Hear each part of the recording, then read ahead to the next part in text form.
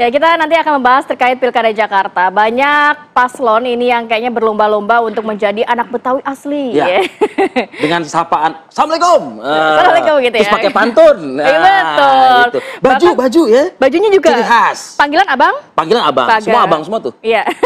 Nah, selain itu juga mereka juga datang ke toko-toko Betawi, ke komunitas Betawi. Untuk apa sih, Vi? Untuk menggait hati warga Jakarta, khususnya suku Betawi. Betul, tapi kan Jakarta ini kan sebetulnya kan plural ya, artinya kan ada Sunda, ada Jawa, banyak. Betul. Tapi kita lihat dulu lah informasi berikut ini. Konstelasi Pilkada Jakarta 2024 mulai menghangat. Tidak hanya saling mengumbar janji, masing-masing paslon kini mulai mengklaim si paling Jakarta. Sebut saja mantan Gubernur Jawa Barat Ridwan Kamil. Pria berkacamata yang dulu dikenal dengan panggilan Kang Emil itu kini berubah panggilan menjadi Bang Emil. Hal tersebut dilakukan Ridwan Kamil demi terlihat layaknya panggilan khas warga Jakarta kebanyakan. Sementara pasangan nomor urut 3 Pramono Rano sebagai bukti si paling Jakarta, mereka memilih untuk memanfaatkan karakter Sidul yang melekat pada profil Rano Karno. Mantan Gubernur Banten ini juga telah mendapat restu dari Pengadilan Negeri Jakarta Selatan untuk memakai nama Sidul di kertas suara. Rano Karno bahkan secara terbuka mengajak pemilihnya untuk memenangkannya agar Jakarta kembali dipimpin orang Jakarta. Lantas, akankah slogan si paling Jakarta mampu menaklukkan hati warga Jakarta? Tim TV One mengabarkan. Selanjutnya, Bapak HM Ridwan Kamil untuk... Oke, kita mau nyiapin pantun, Vi, kita. Saya jujur sambil mikir loh, berpikir keras tadi sampai keringetan nih saya. Mau mikir pantun yang ada Betawi-Betawinya tapi sulit ya. Udah biarkan narasumber lah nantinya yang mungkin menyiapkan pantun. Ada yang nyiapin pantun nggak di pagi hari ini? Ini semua nih buka-buka handphone tuh. Sudah ada Mas Mustafa Faruk, juru bicara RK Suswono. Selamat pagi Mas Faruk. Assalamualaikum. Pagi, waalaikumsalam. Abang Faruk gitu ya. Siap. Nanti juga kita menunggu Mas Aldi Perdana, juru bicara Pramono Rano, dan juga ada Mas Adi Prayetno. Selamat pagi Bang Adi. Pagi Rati, waalaikumsalam. Dan kita juga akan menantikan Ibu Siti Badilana Abari. Naik angkot gitu enggak? Pokoknya gitu, cakep. Ya cakep, oke. Kalau orang Madura nggak pantun, Mbak. Oh, apa tuh? Bawa celuri. Ngeri juga dong ya. Saya mau ke Mas Faruk dulu deh. Dua narasumber nanti akan join juga bersama kami ya. Untuk bergabung pada dialog pagi hari ini. Mas Faruk, kalau melihat ini nampaknya semua paslon termasuk paslon yang Anda dukung ini atau melihat cukup penting ya untuk menggait suku Betawi di Jakarta. Kayaknya cukup banyak pendekatan-pendekatan yang dilakukan oleh masing-masing paslon ini. Ya pertama-tama karena tadi disuruh pantun dulu ya, kita pantun dulu deh. Oh, disiapin pantun beneran. Pagi hari memetik bunga. Cakep. Harumnya semerbak di tepian. Cakep. Pemimpin bijak rakyat sentosa. Cakep. Ridwan Suswono pilihan menawar. Waduh. Mas Aldi kalau Anda menyaksikan ini siapin tuh dari sekarang ya, biar nggak bingung. Jadi udah disiapin pantun pagi hari ini ya. Ya, jadi memang kalau kita melihat warga Jakarta hari ini ya, Jakarta ini kan kota metropolitan sebenarnya. Baik itu ada suku Betawi, suku Jawa, suku Sunda, suku ya berbagai macam suku Madura ada di Jakarta, ada Madura juga. Tetapi kita harus menyadari betul bahwasannya Jakarta roots-nya, akarnya itu adalah orang-orang Betawi ya. Yang ngomongnya pakai biasanya belakangnya kita, beginilah, aneh, ente ya kan. Sehingga mau tidak mau semua paslon pasti butuh untuk memahami paling tidak kebiasaan adat istiadat dari adat Betawi di Jakarta.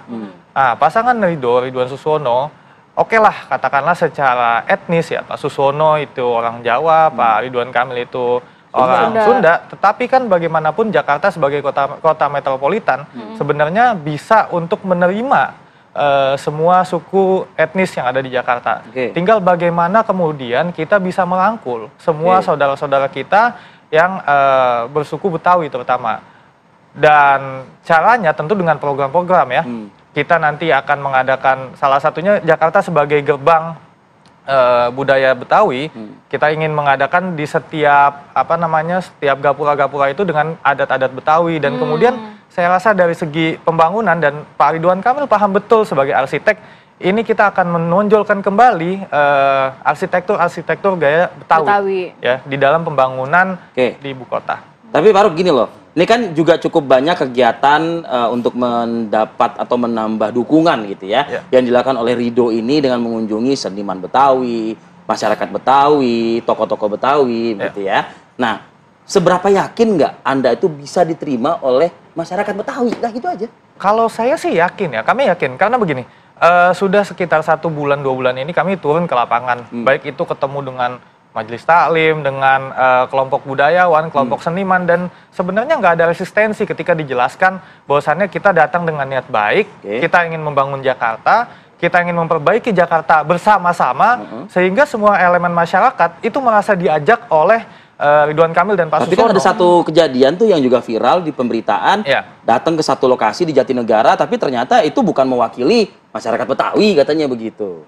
Jadi memang ya di Jakarta lagi-lagi balik lagi ini kota metropolitan, kadang-kadang banyak satu titik ini beda, ini titik ini beda, dan semua itu kadang-kadang hanya perlu komunikasi di awal. Nah, sehingga setelah dikomunikasikan lebih lanjut ya, dinyatakan maksud kedatangannya, diterima juga, nggak ada masalah. Kita di Jakarta Utara, di Jakarta Timur, di Jakarta Selatan, di beberapa tempat juga sudah mengunjungi ya titik-titik adat kebudayaan Betawi, dan nggak ada masalah kok. Apa bentuk mungkin dukungan yang mereka tunjukkan kepada pasangan Ridho ini? Karena kan memang Kang Emil sebelumnya sudah lekat dengan Akang gitu ya. Akhirnya sekarang jadi abang begitu kan. Agak sulit juga mungkin untuk masyarakat Betawi untuk menerima hal itu. Atau mungkin mereka sudah cukup support untuk pasangan Ridho ini? Ya, kita buktikan itu nanti tanggal 27 November ya, dengan kemenangan Ridho insya Allah. Tapi gini, bahwasannya kita keliling, kita bertemu dengan masyarakat, itu nggak pernah ada masalah. Pertama, masyarakat itu selalu penasaran kalau Pak Ridwan Kamil atau Pak Susono itu datang. Minimal minta selfie lah, terus bertanya, menyampaikan keluh kesah.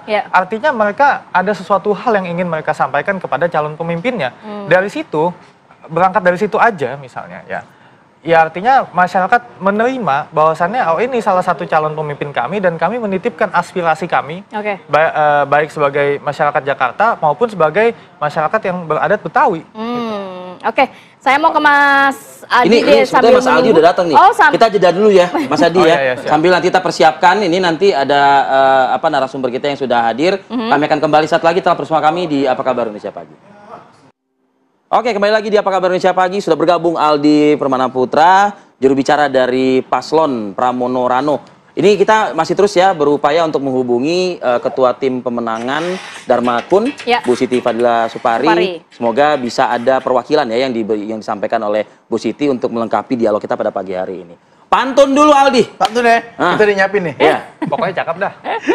Naik sepeda berlima ke kota tua. Cakep. Pulangnya beli kue putu manis rasanya. Cakep. Inilah saatnya Jakarta menyala. Cakep. Dengan Mas Pram Bangdul pemimpinnya. Beli kembang ke pasar, salah kan tuh kan? Lanjut Mi. Beli kembang ke pasar Rawabelong. Cakep. Ya kan? Nyari ikan di Muara Baru. Cakep. Sekedar petunjuk aja bagi Anda yang membutuhkan, ada 2 tempat tersebut. Wah, ini bukan Betawi asli nih kalau begini nih. Saya mau Mas Adi warga Tangsel. Tadi Mas Faruk sudah kasih pantun, Mas Adi juga sudah kasih pantun. Tapi Mas Faruk juga sudah memberikan informasi terkait bagaimana Ridho ini mau menggait dari komunitas Betawi, tokoh Betawi dan lain sebagainya. Kalau dari sisi paslon Anda? Betawi itu udah terlihat ada di Bangdul. Jakarta udah tahu Bangdul situ siapa. Jadi dengan daya tarik Bangdul tersendiri, dengan ketokohan beliau, dan juga beliau ini kan sebagai budayawan yang selalu dari dulu itu memperkenalkan budaya Betawi ke masyarakat. Dengan seninya sebagai aktor, ya kan, terus juga aktif di dalam organisasi-organisasi komunitas kebudayaan Betawi. Tentunya itu sudah menjadi salah satu faktor Bangdul dalam menjaga dan menggait suara Betawi untuk ke 03. Tapi kalau melihat dari survei salah satu lembaga survei ya, Poltreking, katanya ini orang-orang Betawi justru memilihnya ke Ridho. Bukan ke Pramono Rano yang dikenal dengan Rano Karnonya adalah sosok sidul Betawi kan? Nah, kalau melihat itu sebenarnya kan kita kalau melihat dari survei, justru misalnya kita melihatnya harus dari survei yang pertama dan survei kedua, LSI dengan Poltreking kan. Di situ kan Rano Karno ini memang kalau misalnya disamakan dengan Pak RK yang sudah terlebih dahulu dikenal oleh seluruh masyarakat, tentunya kami sadari pasti kalah secara popularitas. Karena ditambah lagi pasangan kami juga, Mas Pram ini tidak pernah ada di dalam kontestasi politik pilkada ya kan. Jadi kami hitungannya adalah memulai dari nol, bahkan memulai dari popularitas Bang Dul saja. Tapi dengan jangka waktu sangat cepat, bahkan kalau kita lihat itu kan perbedaannya 3 hari ya. LSI dengan Poltreking kan. LSI itu mengeluarkan di 28,1%, sedangkan Poltreking mengeluarkan di 31,5%. Di situ berarti dalam 3 hari kenaikan 1% popularitas Pram dengan Dul, yang dimana berarti efektif secara mengenalkan masyarakat dan berarti masyarakat sudah mulai jatuh cinta sebenarnya. Nah, ini kira-kira gara-gara apa tuh bisa 1% itu gitu? Gara-gara Mas Pram dan Bang Dul itu rajin turun ke ruang publik, memperlihatkan dirinya apa adanya, yang sehingga masyarakat lebih mengenal dan mencari tahu. Dari mengenal, mencari tahu, mengetahui program, sehingga jatuh cinta lah ke publik gitu Jakarta itu kan publik Betawi gitu ya, apalagi kalau kita turun ke lapangan seperti itu. Anda yakin Anda paling Jakarta di hadapan masyarakat Betawi? Yakin dong, karena Bang Dul itu orang Jakarta asli. Oke. Udah. Mas Adi lah kalau kayak gitu, Mas. Mencernai bagaimana nih, Mas? Nih dua-duanya jualan, Mas. Sama-sama ingin menggrab masyarakat Jakarta, masyarakat Betawi. Enggak, saya kira secara umum memang semua calon itu mencoba untuk memaksimalkan semua potensi resource pemilih ya. Kenapa Betawi itu disasar? Karena ini sebagai kampung halaman orang Betawi. Padahal kalau kita membaca data BPS, suku Betawi itu kan 27%. Banyak kan orang Jawa di Jakarta, 30% ya. Jadi kalau mau main suku-sukuan sebenarnya orang Jawa. Jadi ngomongnya yang warteg-warteg kayak gitu mestinya. Tapi sekali lagi karena ada tons di mana bahwa orang Jakarta itu harus teridentifikasi sebagai Betawi, maka personifikasi sosok calon sangat Betawi itu menjadi penting. Rano Karno memulai itu sejak pendaftaran, dia pakai syal yang itu bagian dari budaya Betawi. Bajunya pun baju Betawi, ngomongnya pun aneh-aneh dan seterusnya. Aneh, bukan aneh ya. Aneh. Kagak ribet dah. Iya, intinya kagak ribet. Itu kan mengidentifikasi bahwa Rano adalah orang Karena Jakarta. Mungkin sudah lekat juga dengan Bang Dulnya itu kali ya? Betul. Makanya di kertas suara juga ada Sidul. Kan itu juga bagian dari identifikasi tentang kebetawian itu menjadi penting. Tapi ingat, itu bukan segala-galanya. Masih ada segmentasi lain yang saya kira memang harus disasar. Orang Jawa nggak disentuh misalnya. Padahal ini sukunya banyak orang dominan Jawa di sini.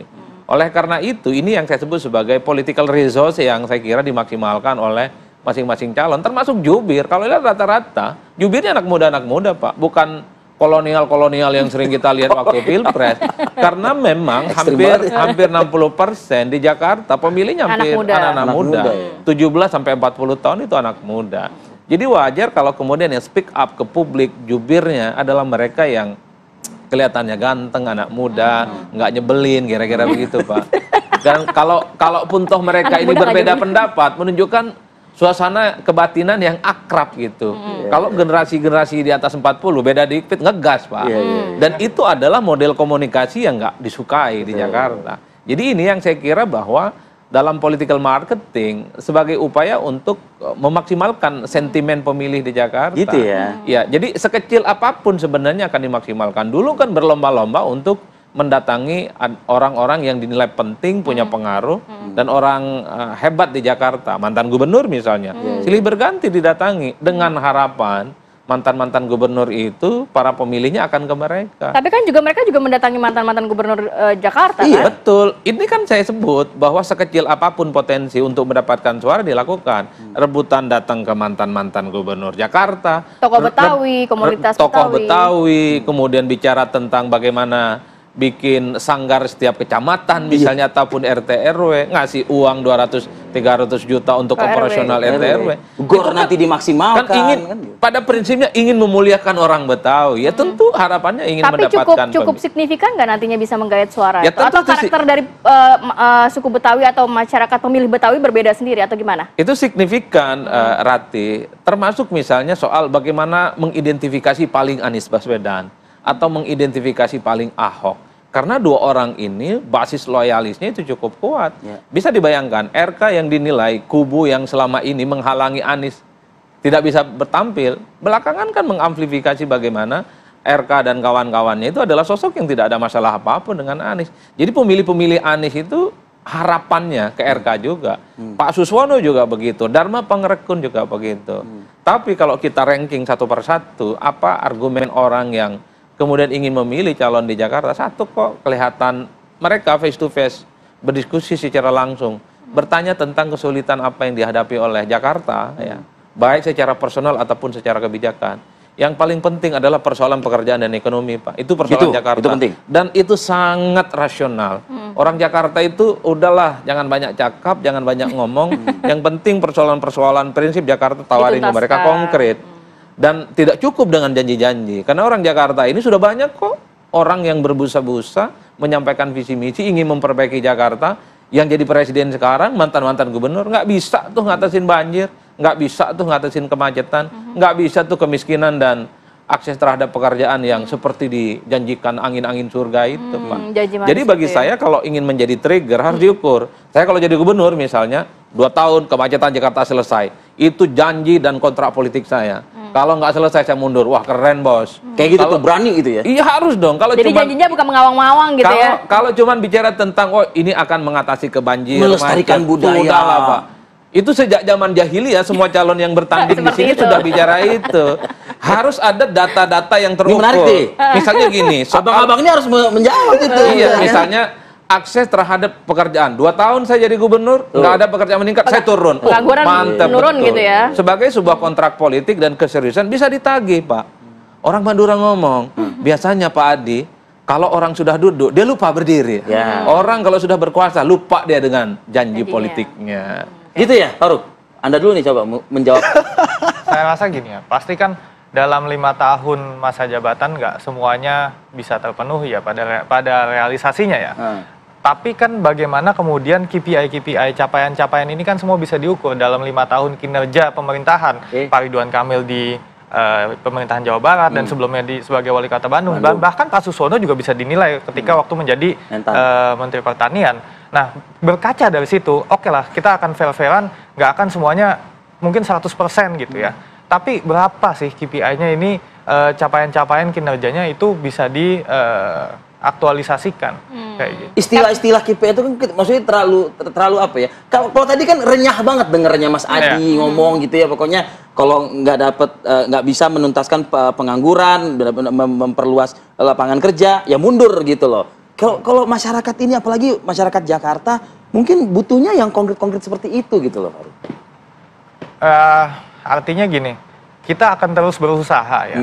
Bagaimana kemudian dengan rekam jejak yang sudah ada itu menjadi kacamata bahwasannya pemimpin yang akan memimpin ke depan ini sudah punya track record, sudah punya pengalaman, bukan orang baru yang tiba-tiba memimpin sebagai kepala daerah, calon kepala daerah, dan itu bisa dilihat, bisa disandingkan bagaimana kinerjanya sebelum-sebelumnya. Walaupun beberapa isu penting yang diangkat oleh Mas Adi tadi, banjir berpuluh-puluh tahun gitu ya, mungkin berapa ganti periode pun juga, ganti pemimpin pun juga belum terselesaikan, macet, belum lagi pekerjaan dan lain sebagainya. Ini bukan janji manis ya. Apa bukti atau program konkret yang akan dilakukan melihat banjir ini udah jadi masalah berpuluh-puluh tahun di Jakarta sendiri?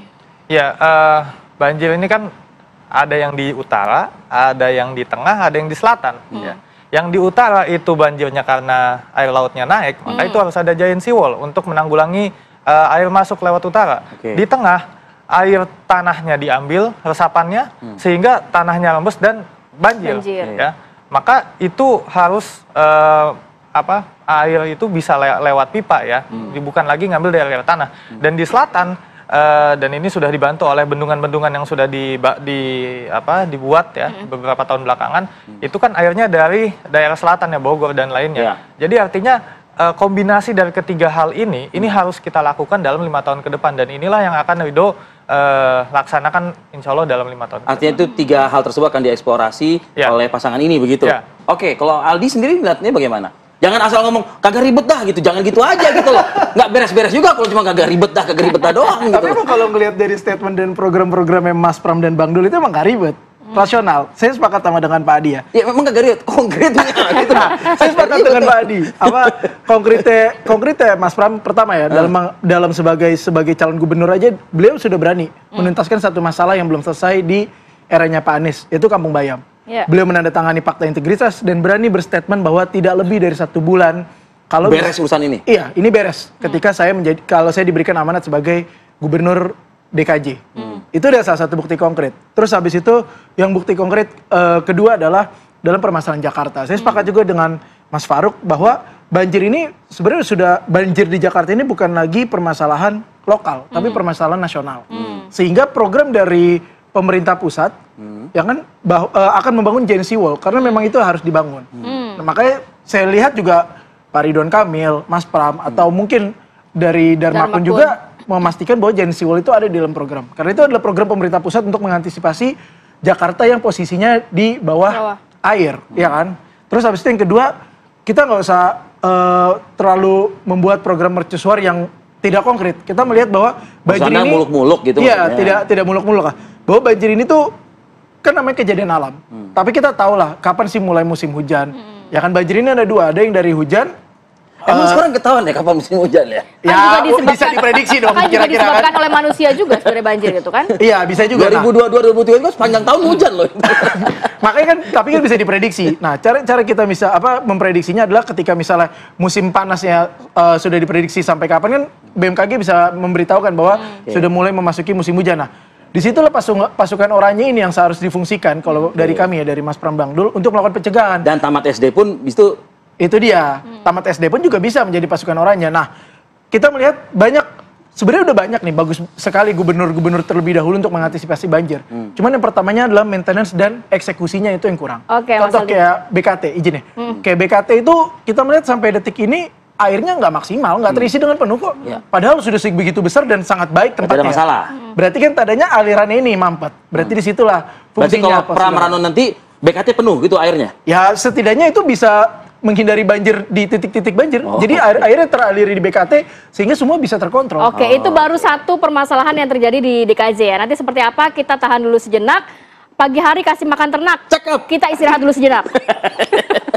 Itu baru tuh tadi. Assalamualaikum. Calon Gubernur Jawa Timur nomor urut 1 Lulu Nur Hamidah menggalang dukungan dengan para ulama di Bangkalan, Madura, Jawa Timur. Para kiai dan pengasuh pondok pesantren menyampaikan aspirasi mereka, termasuk soal perkembangan perekonomian dan pembangunan di wilayah Madura. Di hadapan ulama, Lulu akan memaksimalkan pembangunan di Pulau Madura dengan mendorong masuknya industri. Lulu akan menambah anggaran untuk 4 kabupaten di Pulau Madura. Calon Gubernur Jawa Timur nomor urut 2, Khofifah Indar Parawansa, melakukan kunjungan ke Kabupaten Pasuruan, Jawa Timur. Khofifah menghadiri kegiatan pelantikan pengurus anak cabang dan ranting Muslimat NU se-Kabupaten Pasuruan, Jawa Timur. Khofifah juga mengikuti kegiatan peringatan Maulid Nabi Muhammad SAW dan bersilaturahmi ke sejumlah pondok pesantren di Bangil, Pasuruan.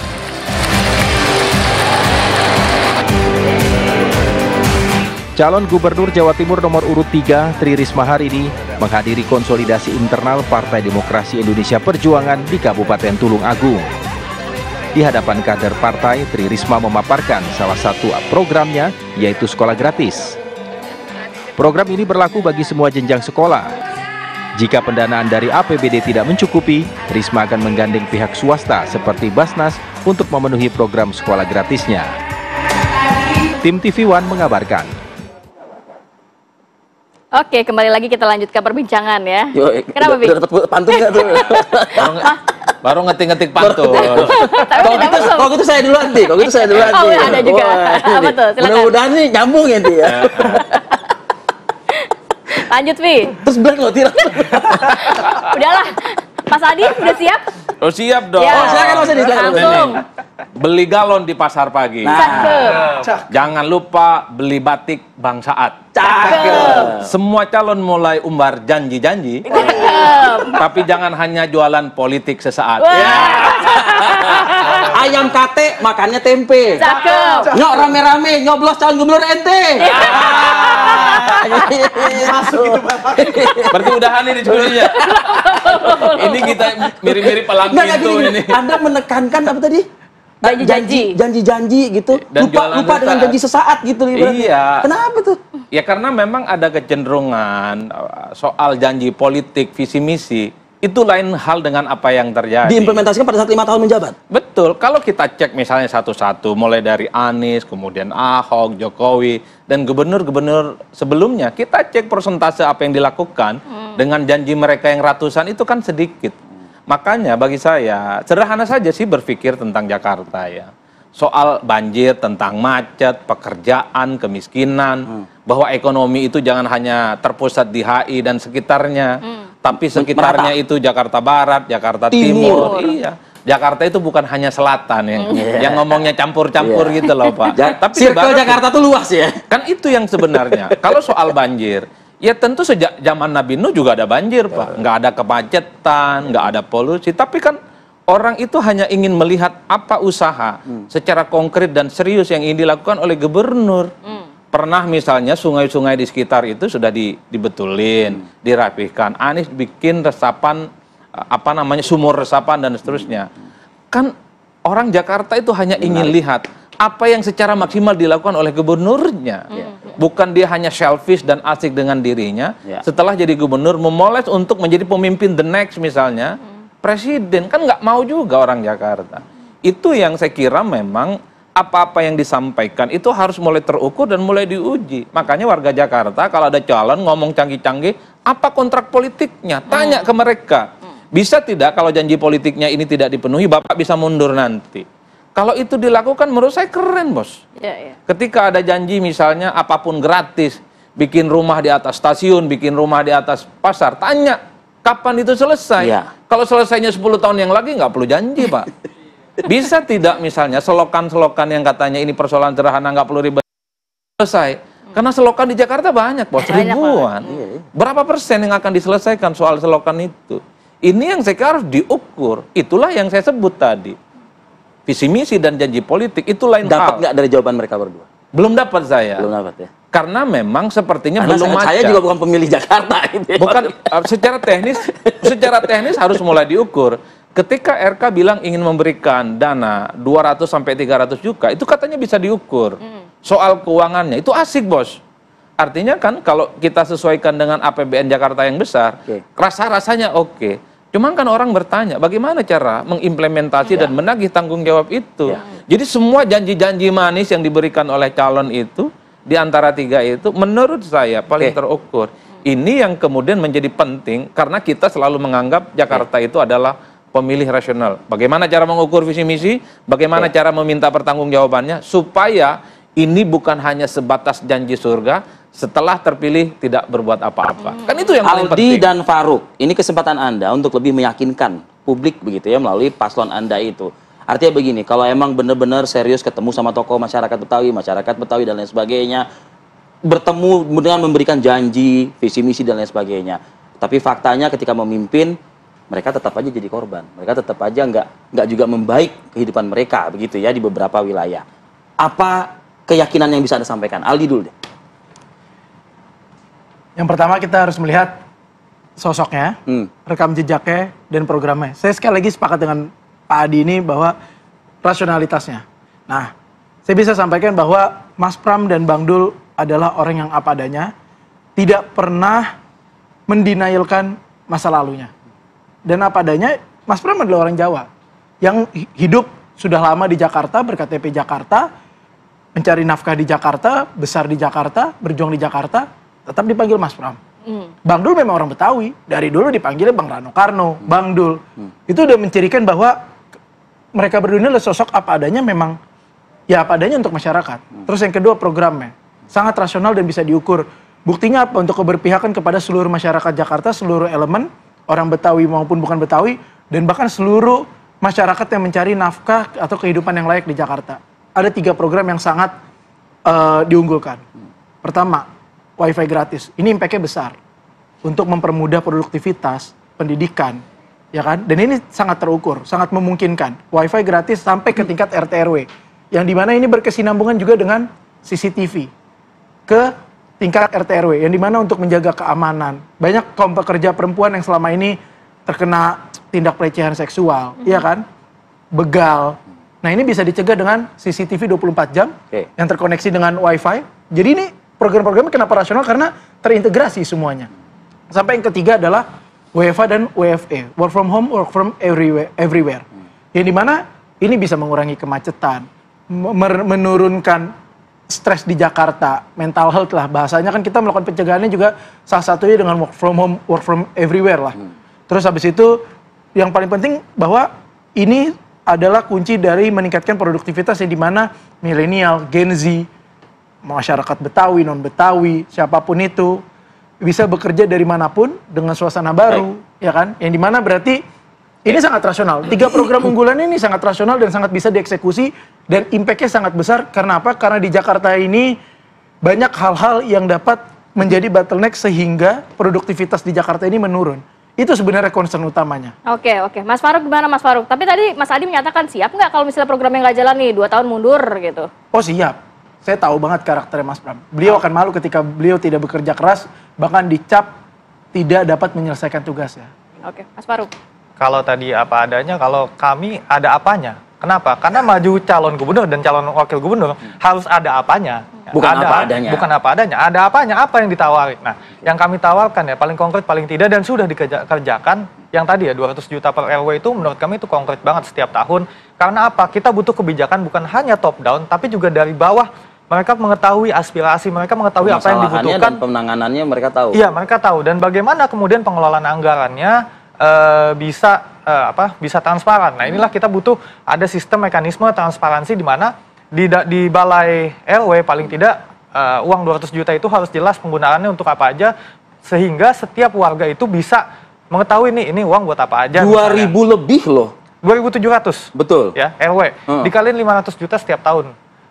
Paling mampu itu ridho lah untuk menjadikan pengawasannya secara ketat, secara komprehensif. Karena yang mengawasi adalah masyarakat sendiri, dari masyarakat kepada masyarakat sendiri. Karena itu diberikan transparansi kepada seluruh masyarakat RW yang ada di sana, semua bisa mengakses itu dan semua bisa melihat itu. Itu satu, terkait dengan program 200 juta per RW. Kemudian ada yang namanya kredit mesra. Kredit mesra ini adalah kredit yang diberikan kepada UMKM, utamanya ibu-ibu ya. Dan ini spesifik diberikan dengan berkelompok, jadi minimal 5 orang lah gitu. Dalam satu kelompok itu kan diberikan kredit sampai dengan 5 juta rupiah, yang itu saling tolong-menolong. Artinya ketika ada yang gagal kredit gitu ya, itu semua harus bersama-sama bertanggung jawab. Dan ini sudah dilakukan oleh Ridwan Kamil di Jawa Barat pada waktu itu bekerja sama dengan Bank Jabar Bandung ya. Dan yang ketiga, ini yang masih kita akan kerjakan, yaitu tadi terkait dengan hunian-hunian yang yang vertikal ke atas. Kenapa ini penting? Karena tadi ya, menurut kami bukan hanya bisa WFH, tapi ini konsepnya adalah bekerja di sana, tinggal di sana, work, play, live di situ semuanya. Karena pada realisasinya nggak semua pekerja itu bisa melakukan work from home ya atau work from anywhere. Realita kehidupannya ternyata seperti itu. Nah, terakhir kita tutup kesepian tanpa kekasih. Cukup sekian, terima kasih. Kesepian tanpa kekasih. Baik, terima kasih banyak Mas Faruk, Mas Aldi, Mas Adi sudah bergabung pada pagi hari ini dan memberikan pantun yang luar biasa sekali. Sehat selalu. Assalamualaikum semuanya. Waalaikumsalam warahmatullahi wabarakatuh. Si Ateng bawa kayu. Thank you.